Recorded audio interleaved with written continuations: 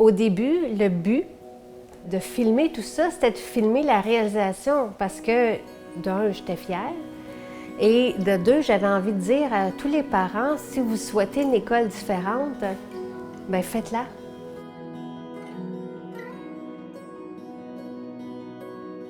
Quelques années plus tard, je suis arrivée au cœur du sujet. Le film est devenu un film sur les enfants. Donc, plus que l'école, plus que la façon d'enseigner, c'était devenu qu'est-ce que ça prend un enfant pour être heureux.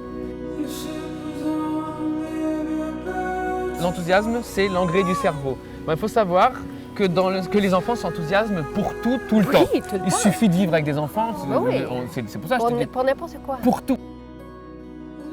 J'ai vécu pendant 25 ans du renoncement. On renonce à être heureux, on renonce à ce qui est spontané, on renonce au fond à tout ce qui s'appelle plaisir. Parce que ça, c'est menaçant. Le plaisir, c'est pas rassurant. Je ne peux pas vraiment répondre à savoir quel est ce besoin de performance, sinon que c'est un réflexe attendu. C'est comme ça. Je pense que c'est plus que 70% des classes qui sont fatiguées. Je me réveille parce que je ne sais pas si mon devoir est bien fait et j'ai peur que demain, mon prof ne soit pas content. Les parents doivent comprendre qu'ils ont un rôle fondamental et irremplaçable.